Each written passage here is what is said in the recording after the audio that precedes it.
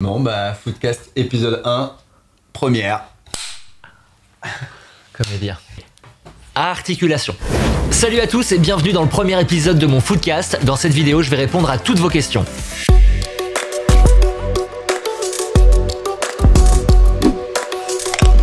Bon les amis, vous avez été super nombreux à m'envoyer des questions, j'ai tout compilé et j'ai tout devant moi. Et il y a une question qui revient, mais très souvent. D'ailleurs, c'est la question qu'on me pose le plus souvent quand je rencontre des gens dans la rue. C'est vraiment le truc qui revient. Comment tu fais pour pas grossir, pour pas prendre de poids, pour pas peser 200 kilos avec tout ce que tu bouffes tout le temps? Déjà, vous ne m'avez pas vu tout nu. Donc, sachez que je grossis quand même. Malheureusement, j'ai mon petit bourrelet là, mon petit bourrelet qui me tient chaud l'hiver, mais aussi l'été en fait, qui ne part jamais. Et bah, je pense que j'ai un bon métabolisme. Je pense que je remercie mes parents pour ça. Ils m'ont permis d'avoir un corps qui évacue très bien. Je ne vais pas rentrer dans les détails, mais bon voilà. J'ai un bon transit, voilà. Pour l'instant.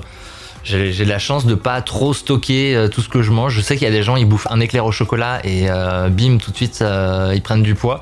C'est vrai que moi, je peux bouffer et en plus, honnêtement, je mange pas toujours très équilibré parce que je fais beaucoup de restos. C'est une alimentation qui est assez riche et pourtant, ça se passe bien. Et d'ailleurs, il y a une autre question qui revient souvent, qui est un peu en lien avec celle-là. C'est est-ce que tu fais du sport? Est-ce que tu t'entretiens pour contrebalancer tout ce que tu bouffes? La réponse est non. Clairement, je me suis abonné à une salle de sport où je vais à peu près une fois tous les 2 mois. Je pense que je suis le client le moins fidèle de cette salle de sport. Parfois, je ne reconnais même plus la salle de sport. Je me perds en fait. Je vous jure que c'est vrai. Une fois, je suis allé par un autre escalier et tout. J'étais perdu alors que bon, quand même, ça fait 2 ans que je suis inscrit. Le sport par plaisir, c'est un concept que j'ai du mal à comprendre. Donc voilà, moi à chaque fois que j'y vais, c'est vraiment, je suis déprimé à l'avance, j'ai pas du tout envie d'y aller, vraiment. Le seul truc qui me motive, c'est que je fais un petit sauna après, et voilà, c'est vraiment le seul truc qui me motive. Je fais 5 minutes de sport, une demi-heure de sauna en général. Je me dis que le sauna, tu sais, ça fait perdre du poids, mais en fait pas du tout. Ça fait perdre juste de l'eau, donc ça n'a aucun intérêt. Donc voilà. Mais je sais qu'il va falloir que je m'y mette sérieusement. J'ai l'impression que cette phrase, c'est la phrase que je prononce le plus au monde. Mon gros objectif de cette année, c'est de me mettre au sport co. Au sport collectif, au cours, tu sais, où on voit les mamies qui font du sport et tout. Je pense que je vais aller draguer de la mamie à ma salle de sport. Autre question qui revient aussi régulièrement, c'est est-ce que tu fais des analyses de sang, est-ce que tu contrôles ton cholestérol et tout ça? Pareil, je suis allé chez le médecin genre il y a 6 mois qui m'a prescrit des analyses de sang et en vrai l'ordonnance elle est toujours sur le frigo, elle a pas bougé, elle est juste là sur mon frigo puisque là on est chez moi. Je vais aller vous la chercher.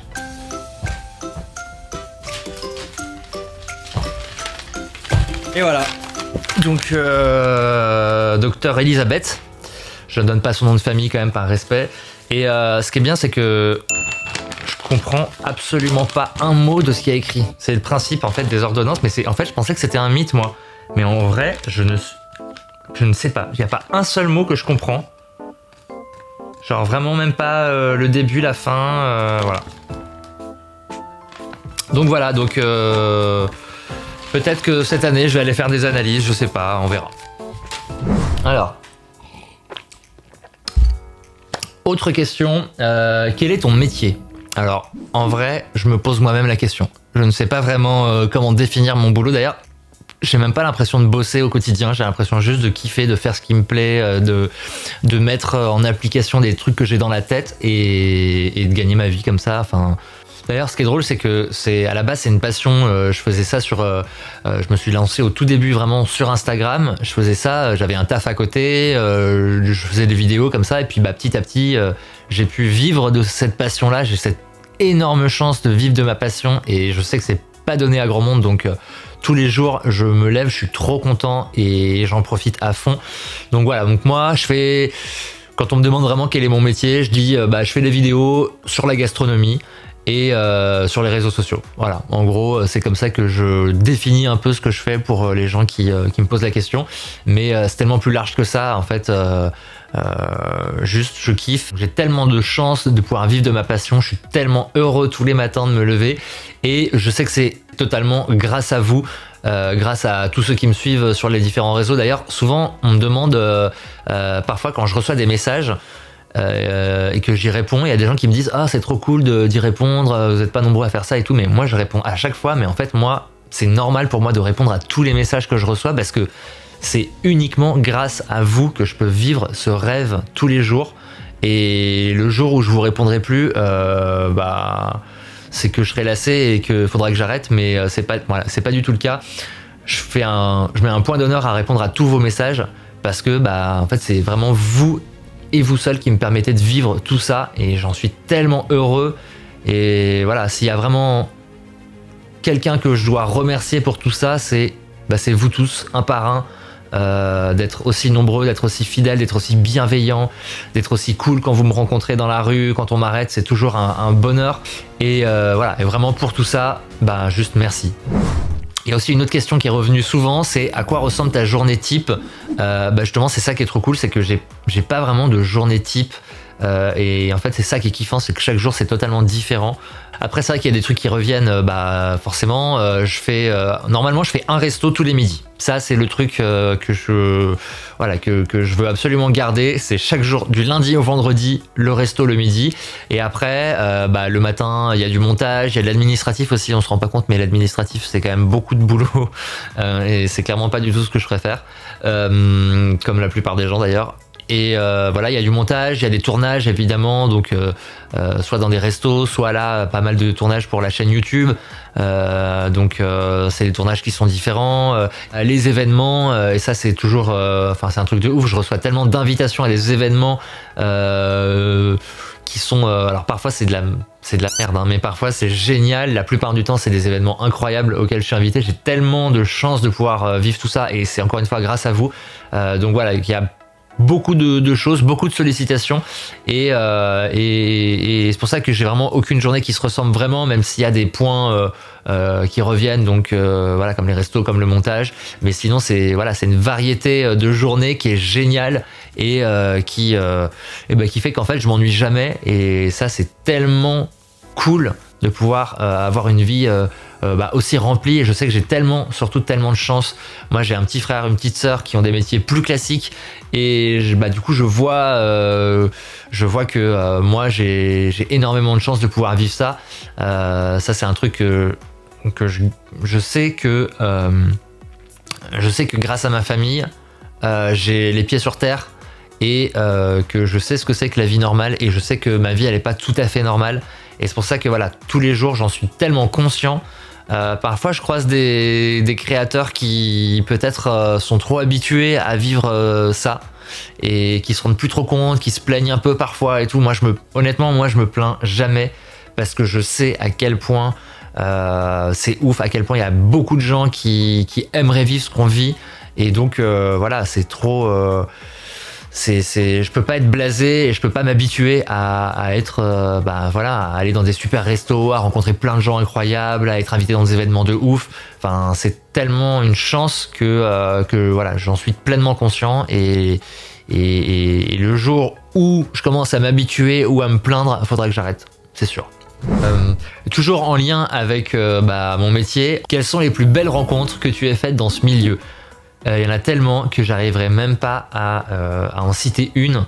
Déjà, j'ai pas envie de faire de jaloux, mais franchement, il y a des... Alors déjà, j'ai rencontré plein de créateurs et de créatrices incroyables. Moi, je me suis fait des amitiés hyper fortes dans ce milieu. Je pensais pas du tout. Alors peut-être que c'est l'univers de la food. Je pense que c'est un secteur de l'influence qui est vachement feel good, qui est beaucoup moins concurrentiel dans le mauvais sens du terme. J'ai l'impression qu'on est tous amis. Alors moi, je sais que j'ai un tempérament un peu bisounours, à être un petit peu trop parfois à idéaliser un peu tout, mais je suis comme ça, et j'ai pas envie de changer là-dessus. Mais en tout cas pour les belles rencontres, que ce soit les créateurs, évidemment les chefs, franchement moi j'ai rencontré des chefs, j'aurais jamais pu imaginer un jour rencontrer des chefs 3 étoiles, Yannick Aleno, Thierry Marx, Philippe Conticini, des gens pour qui j'avais énormément d'admiration et que j'aurais jamais imaginé pouvoir côtoyer. Et c'est des rencontres qui m'ont évidemment marqué, qui sont enfin qui sont juste incroyables, des gens qui ont tellement de talent et qui ont une aura et un charisme hallucinant. Et voilà, pouvoir avoir pu les rencontrer, bah évidemment ça fait partie de mes super belles rencontres. Et puis ça va paraître tout con, mais maintenant ça m'arrive de me faire arrêter dans la rue, et toutes les rencontres que je fais, bah, avec vous en fait, qui venez me parler dans la rue d'ailleurs, n'hésitez pas quand vous me croisez à venir me dire bonjour. Parfois je reçois des messages de gens qui me disent ah putain je t'ai vu à tel resto, j'ai pas osé te déranger, ou t'étais pas sur la ligne 9 tel jour à telle heure. Bon là c'est un peu flippant parfois, mais en tout cas non mais franchement n'hésitez pas, ça me fait toujours super plaisir de vous parler, et ça aussi c'est tellement belles rencontres.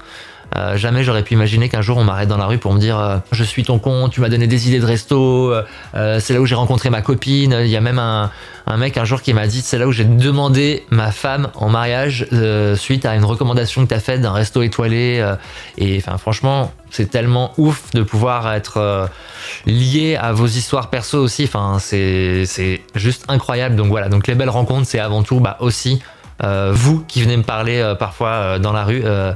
Bah voilà, ça fait partie des super belles rencontres que je fais aussi grâce à ce métier. Ah.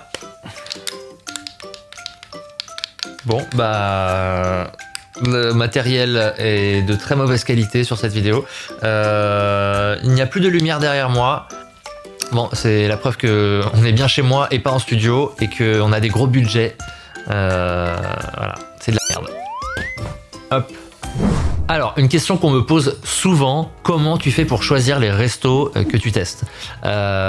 Franchement, il y a plein de façons différentes pour moi de choisir un resto. Alors évidemment, au tout début, quand j'ai lancé ce concept-là, j'envoyais beaucoup de messages au restaurant, voilà, je sollicitais beaucoup des restos. Aujourd'hui, je pense que je reçois entre 15 et 20 invitations quotidiennes, que ce soit par mail ou en MP sur les différents réseaux sociaux. Donc, il y a un gros travail, on va dire, de d'écrémage, en tout cas de sélection parmi toutes les invitations que je reçois. Je fais un gros travail justement d'enquête entre guillemets, c'est-à-dire que je vais vraiment voir tous les avis Google, la note Google, le compte Insta, le site, le menu. Enfin vraiment, j'essaie de me renseigner au maximum pour éviter d'avoir des mauvaises surprises. Notamment en termes de qualité, en termes de prix, enfin voilà. Donc beaucoup de sollicitations entrantes. Ce qu'il faut savoir aussi, c'est qu'aujourd'hui, les restaurants, ils sont nombreux à faire appel à des agences qui sont en fait des intermédiaires entre eux et les médias. Donc ça peut être les médias classiques, ce qu'on appelle des RP. Donc ça veut dire que c'est des agences qui vont envoyer des communiqués de presse à des magazines, à des journalistes, à des chaînes de télé, à des radios, voilà.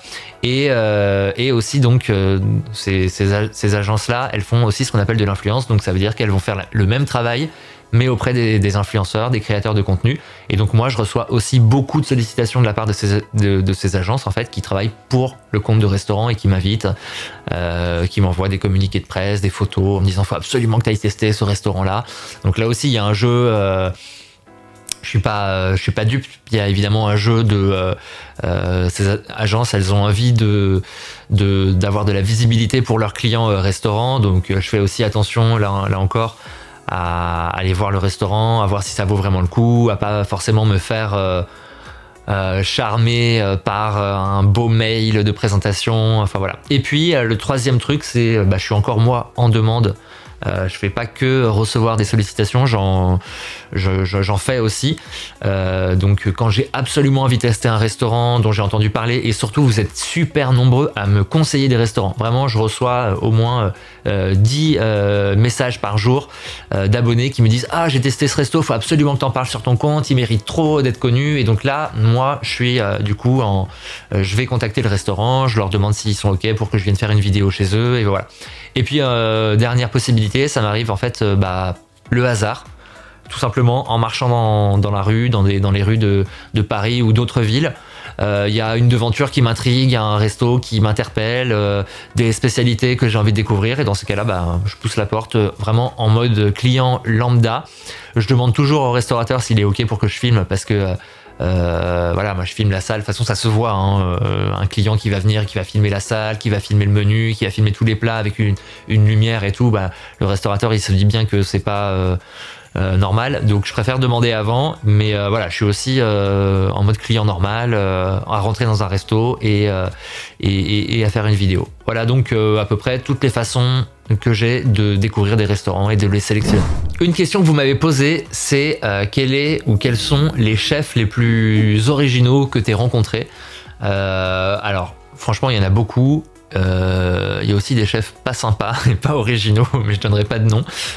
Mais pour le positif, en tout cas, de mémoire, sur ces 4 ans, j'ai rencontré tellement de chefs hyper sympas, hyper qui partagent leur savoir-faire, qui ont envie de, en fait, qui regardent pas d'un mauvais œil le côté créateur de contenu, réseaux sociaux. Bon, en fait, pour tout vous dire, le chef avec qui ça s'est mal passé, c'est un chef qui avait un certain âge et qui en gros, je suis arrivé, il a dit ouais, les réseaux sociaux c'est de la merde, les Instagrammeurs ils y connaissent rien. Donc voilà, j'étais un peu genre waouh, ok, bonjour, merci monsieur. Mais par contre, il y a des chefs qui sont hyper à l'aise avec les réseaux sociaux, qui ont compris qu'on n'était pas là pour les piéger, mais plutôt pour les mettre en avant, et qui sont hyper gentils, qui ont un caractère hyper drôle, hyper originaux. Donc pour moi, vraiment le chef le plus cool, le plus fun, c'est Denis Ambroisi. C'est un chef qui a fait Top Chef. Il est italien, il a un accent vraiment génial. Je propose qu'on mette un petit extrait de Denis Ambroisi. Eh Tania, on dit bonjour à nos amis Calios quand même, hein, parce que ça appartient, c'est la famille, c'est un peu la famille. Oh là là. Ça appartient à Benji et Greg ici. Hein. C'est quoi? Benji et Greg chanteuse, c'est les patrons de la boîte, c'est mes frères, mes frangins. Je les aime, je les adore, c'est pour ça qu'on passe. Allez. Voilà. Ciao. Les gars, je vous entends pas là-haut. Voilà, donc vous avez compris, le gars il est juste solaire, il est bienveillant, il est toujours souriant, et moi j'adore ce genre de mood là, ouais, je sais pas, je trouve qu'il est vraiment toujours joyeux quoi, et ça fait du bien. Et évidemment il y a un autre chef que vous connaissez tous et qui lui est complètement barré, et en fait c'est le même que vous voyez à l'antenne et qu'on peut croiser dans ses cuisines, c'est Norbert Tarrer. Là encore, c'est Top Chef, c'est M6, et ce gars, c'est un fou, quoi. Il a une gouaille incroyable, il a une façon de parler, il est hyper friendly avec tout le monde, il est vraiment hyper attachant, et en même temps, il est un peu taré, et moi, j'adore ce genre de personnalité. Question qu'on me pose très souvent, et je vous ai promis tout à l'heure que j'allais y répondre, c'est sur mon parcours. Donc là, en l'occurrence, tu faisais quoi avant de te lancer dans cette aventure? Moi, j'ai vraiment l'impression d'avoir eu 2 vies. La première partie de ma vie, c'était une vie de radio. En fait, pendant 16 ans, j'ai fait de la radio, oui, 16 ans, parce que ça se voit pas, mais en fait je suis une personne âgée, je suis extrêmement vieux. Donc voilà, pendant 16 ans, moi j'étais journaliste et animateur en radio, donc j'ai présenté des émissions musicales, politiques, culturelles, vraiment j'ai fait des chroniques, j'ai fait de la matinale, j'ai un peu fait tout. Je pense que j'ai fait tous les créneaux entre 6h et minuit. Donc voilà, c'est ma passion première, la radio. C'est c'est un truc que j'ai découvert quand j'avais 14 ans. C'était évident pour moi que j'allais faire ça quand j'étais petit. Enfin, je savais que je voulais faire de la radio. Et puis en fait, j'ai enchaîné pendant plusieurs années des matinales. Alors la matinale à la radio, c'est lever 4h du mat, coucher 20h, t'as plus de vie sociale, t'as plus de vie amoureuse, tu vois plus tes potes, t'as des cernes de ouf. Ton corps il s'habitue pas à se lever à 4h du mat, enfin bref, c'est un rythme qui est très particulier, mais c'est un peu le prime time de la radio, donc c'est un peu là qu'il faut être pour voilà, dans une carrière de radio, c'est cool de faire la matinale, sauf que le corps il est pas du tout d'accord avec ça, et moi au bout de 3 ans de matinale, je commençais à être un peu fatigué et à être un peu saoulé tout simplement de me lever à 4h du mat. Et je me souviens qu'un matin, j'ai craqué, genre je me suis mis à pleurer sous ma douche en mode mais j'en peux plus, j'arrive plus à me lever aussitôt. Et là je me suis dit bon, allez, c'est la dernière saison. Et en fait c'était cette même année-là où j'avais créé le Paris d'Alexis, où je commençais à faire des petits posts sur des restos que je testais, mais vraiment en mode c'était il y a très longtemps, il n'y avait pas encore les vidéos sur TikTok n'existait pas. J'ai l'impression d'être une personne mais tellement âgée quand je dis ça. TikTok n'existait pas quand je me suis lancé. Donc bref, je commençais à faire des posts et tout, et puis ça a pris de l'ampleur. Et là, à la fin de la saison, je me suis dit, bon bah allez, c'est le moment, tu tournes la page radio, tu te lances à fond sur ton compte. Et donc, bah voilà, je me suis donné 3 ans pour réussir à en vivre. Et bah, c'est exactement ce qui s'est passé. Pendant 3 ans, j'ai pas gagné d'argent. Donc heureusement, je m'occupais de restaurants, de leur communication. Voilà, ça me permettait de continuer à gagner ma vie. Et puis bah petit à petit, comme je vous le disais, j'ai réussi à grandir un peu et à pouvoir monétiser tout ça. Et d'ailleurs, il y a quelqu'un qui m'a envoyé un message qui m'a dit, moi qui t'ai connu à la radio, est-ce que ça te manque pas? Eh ben, ça aussi, on me pose souvent la question. Non, ça me manque pas.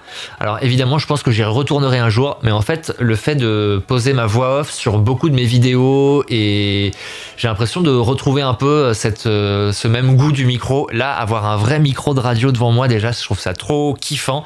Et donc voilà, donc j'ai l'impression de continuer à faire un peu de l'animation à travers mes vidéos. Donc pour l'instant, ça me manque pas au point de vouloir y retourner tout de suite. Mais j'y retournerai un jour.